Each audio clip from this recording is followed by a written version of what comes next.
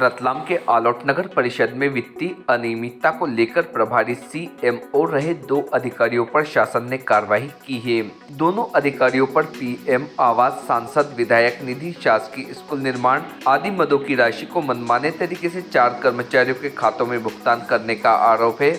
करीब 47 लाख रुपयों की वित्तीय अनियमितता के इस मामले में जांच के बाद कुलदीप किंशुक और संजय चौधरी पर निलंबन की कार्रवाई की गई।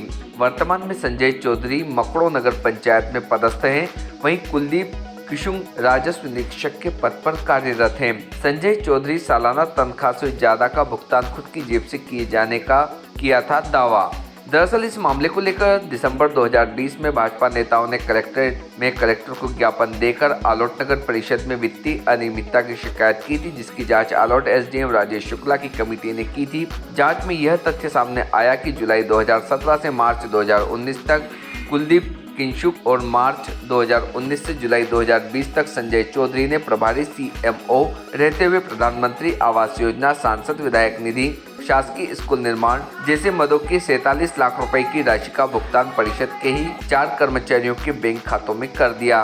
जेब से खर्च की गई राशि को दर्शाया गया है, जबकि दोनों कर्मचारियों की सालाना वार्षिक आय 5 लाख से भी कम है। बहरहाल इस मामले में जांच के बाद दोनों दोषी अधिकारियों पर निलंबन की गाज गिरी है। वित्तीय अनियमितता के मामले में कलेक्टर रतलाम के प्रतिवेदन पर नगरीय प्रशासन एवं विकास आयुक्त द्वारा दोनों तत्कालीन सीएमओ को सस्पेंड कर दिया गया है।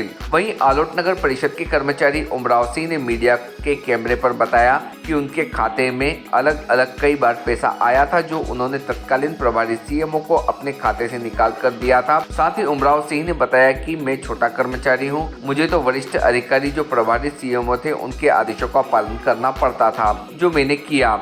मेरी कोई गलती नहीं है। वहीं आलोट में ऐसे परिवार हैं जो मुख्यमंत्री आवास योजना की किस्तों के लिए 2 से 3 वर्षों से तरस रहे हैं। 2-3 वर्ष हो गए, लोग खुली छतों के नीचे रहने को मजबूर है, पर नई परिषद ने ऐसे गरीब परिवारों के दर्द को एक बार नहीं देखा। जब मीडिया की टीम मौके पर पहुंची तो कई बुजुर्ग महिलाएं कैमरे पर रोती हुई नजर आई। कई परिवारों को खुले मकानों में रहते हुए कैमरे में कैद किया गया। Team Bharti news. सर मेरे पास 2 किस्त आ चुकी है, तीसरी आएगी, वो जिसके बाद आश्वासन देते हैं इस महीने आ जाएगी, उस महीने आ जाएगी, देते देते कई दिन हो चुके हैं। कितना समय हो गया सुनने? सर कम से कम 2 साल हो जाएगी मेरे को इसका वितरण करते हुए। मैंने कम से कम इसी छत के लिए बारिश आई तब मैंने छत डलवाई। कम से कम मैंने इसका जो भी मुआवजा बना, जिससे बना मैंने मेरा काम किया, वो छत डाल दी। आज भी मेरे घर के अंदर 2 दरवाजे एक भी नहीं है, ना खिड़की है।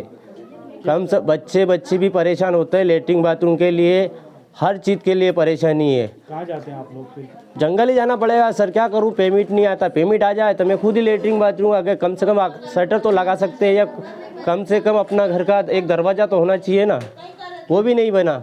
सर मेरे को तीसरी किस्त आ चुकी है, लास्ट बची हुई है। कितना पैसा बच गया? अब मेरा होगा सर ज़्यादा नहीं, 70 या 65 कुछ भी आएगा, जो सरकार की अनुशासन जो देगी वो आखिरी किस्त है सर, जिसके लिए मैंने 2-3 बार भी बोला तो उनने कहा कि इस महीने हो जाएंगे, अगले महीने हो जाए। बीच में जो लिखने वाले भी आए थे वो बोला कि ये प्लास्टर करवा लो, जिसके बाद तुम्हारा पेमेंट आ जाएगा। तो मैंने बोला मेरे पास जितना था इतना लगा दिया, अब मेरे से नहीं बन रहा। मेरे को बनता तो मैं खुद दरवाज़ा क्यों नहीं लगाता पहले।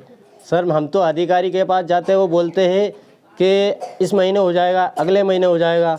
कम से कम अभी जो लिखित में ले गए थे, ये जो प्रधानमंत्री लिख के ले गए थे, जिसके ये लगे हुए जैसे बैनर बनाए जिनने, उसमें लिख के ले गए, तो आपका नहीं है तो अभी तो नहीं बनेगा तुम्हारा, आप प्लास्टर करवा लो या कुछ भी तुम करो, तुम्हारा आएगा जब हम पेमेंट दे देंगे आपको। सर हमने तो पूरे छत का कर्जा लिया, जिसके बाद आज कम से कम 1.5 साल हो चुका है।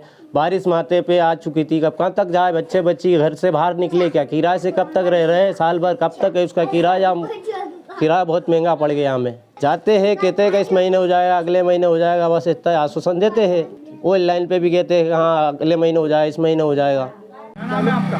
संत भाई। प्रधानमंत्री आवास में जो आपको आवास मिला है, इसकी किस्तें आप तक पहुंची कि नहीं पहुंची? नहीं पहुंची। तो क्या परेशान हो रहे हैं आप? कितने दिन कितना समय हो गया इस आवास को मिले? इसको हो गया मेरे को 2 साल। 2 साल में अभी तक आपको किस्तें नहीं मिली है? नहीं किस्त तो हाँ बताएं। हाँ ये जी एक एक हाँ कितनी किस्तें आई अभी तक आपके पास? मन 3 आ गई।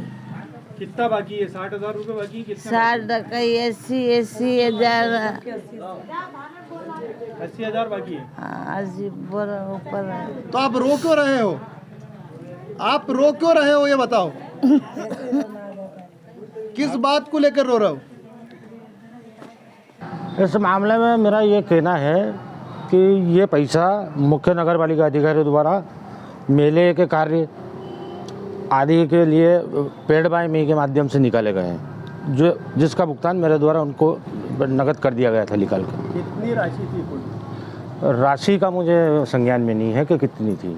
अकाउंट में किसके आई थी? अकाउंट में तो मेरे आई थी, पर एक साथ नहीं आई थी, टुकड़ों में अलग अलग आई थी। तो कुल कितनी आई होगी आवाज उसका? एक अंदाज़ा बता दीजिए। मैंने तो अभी ये व्हाट्सएप वगैरह पर ये लोग बता रहे हैं, मेरे तो मामले मैंने वो लेटर देखा नहीं सही, 7-8 लाख रुपए का करीब बता रहे हैं। तो क्या तत्कालीन नगर पालिका के कितने कर्मचारी हैं जिनका नाम है इसके अंदर? इसमें है ना अपने 3 कर्मचारी और कौन कौन है? एक तो अपने ये है असदुल्ला खां, शराफत अली और भूरे खां मुल्तानी। ये भी मुझे बताया गया है, मैंने तो देखा नहीं उसको सही साथ। तत्कालीन प्रधानमंत्री आवास योजना के नाम पे गरीबों के साथ में धोखा किया गया है। जी। सारी राशि आप कर्मचारियों के खाते में आई है, तो क्या मानते हैं आप इसे? सर वो प्रधानमंत्री आवास की राशि नहीं थी, वो राशि निकाय निधि में अनुदान मदों से और अन्य मदों से भी आती है निकाय में। सर ये वही मेरे से ज़्यादा बेहतर जानते हैं, वो बता सकते हैं। क्योंकि आप नगर परिषद के लेखापाल हैं जी, तो आपकी जानकारी में ये चीज़ नहीं थी कि क्या किसी के कर्मचारी के खाते में पैसा डाला जा सकता है? क्या वो केस निकाल के दे सकता है? ऐसे निकाय में कुछ काम ऐसे रहते हैं जो नगद भुगतान करना पड़ता है। क्या करना पड़ता है? निकाय की वित्तीय स्थिति ठीक नहीं थी, इसलिए सीएमओ ने कहीं से व्यवस्था करके ने वो अरेंजमेंट करा होगा, बाद में मेरे नाम से भुगतान कर दिया। कहाँ से व्यवस्था करी? इसकी कुछ जानकारी तो होगी? नहीं, मुझे नहीं जानकारी, ये उन्हीं से पूछो। मतलब सीएम वो बाजार से नगद पैसा खरीद लेके हाँ। आपके खाते में डाला और नहीं, वो नहीं गिरा, उनने उनको पेमेंट कर दिया, बाद में मेरे खाते में निकाल लिया। अच्छा, बाद में उन्होंने मेरे खाते माध्यम से निकला। किसकी गलती मानते हैं आप किसमें?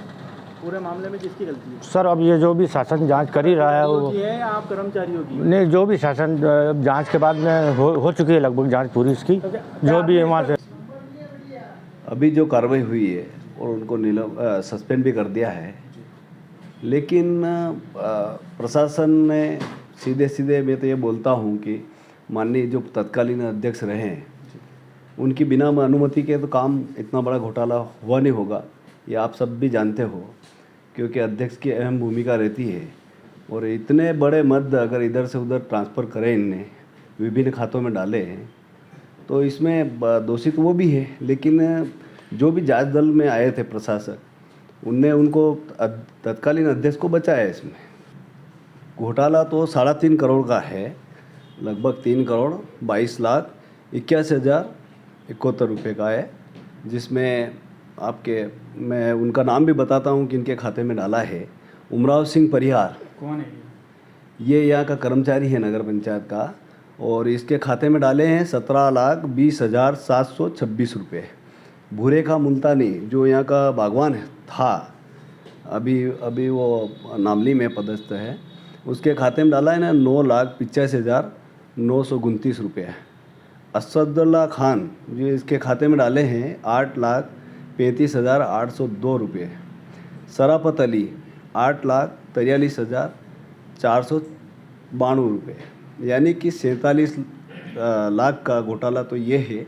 और इसके अलावा इन्होंने सिंचित निधि में भी घोटाला करा है, कैमरा घोटाला भी है, माइक घोटाला भी है, और आपके फूड जोन घोटाला है, गार्डन घोटाला है, यहाँ तक कि इनने शमशान की लकड़ियाँ भी भेज दी। इनके जो शमशान के जो अध्यक्ष है वो बोल रहे हैं कि हमारे यहाँ लकड़ियाँ नहीं आई है, लेकिन लाखों रुपए की लकड़ी उनके शमशान के नाम पे इनने वहाँ भी शमशान में भी नहीं छोड़ा, वहाँ भी घोटाला करा है।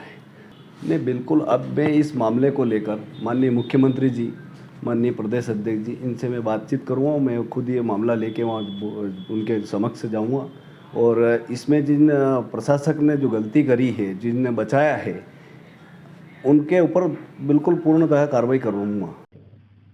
देखो आलोक के नगर पालिका में सीएमओ और अन्य द्वारा गलत काम करने भ्रष्टाचार करने की शिकायत प्राप्त हुई थी, जिसमें टीम गठित कर एसडीएम के नेतृत्व में जांच के आदेश दिए गए थे। जांच रिपोर्ट में उनको दोषी पाया गया तो सीएमओ के खिलाफ कार्रवाई के अधिकार राज्य शासन को है, तो वो राज्य शासन को भेजा गया और उसके आधार पर राज्य शासन ने उन पे कार्रवाई की। ये तो अभी प्रारंभिक कार्रवाई है, अभी ये प्रक्रिया खत्म नहीं हुई है। अभी निलंबन तो एक उनको अभी तत्काल एक कार्रवाई की गई, फिर उनकी विभागीय जांच होगी और इसमें वसूली और बाकी कार्रवाइयाँ भी। एक प्रश्न ये भी है कि इसमें अध्यक्ष की क्या भूमिका थी, तो उनके खिलाफ भी कार्रवाई का प्रस्ताव शासन को गया है और चूंकि अध्यक्ष का कार्यकाल खत्म हो गया है तो वो शासन स्तर पर उसमें कार्रवाई आगामी दिनों में वहाँ भी होगी कार्रवाई।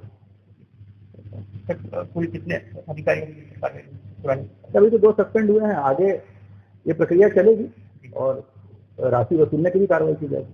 Subscribe now to most exciting channel ever.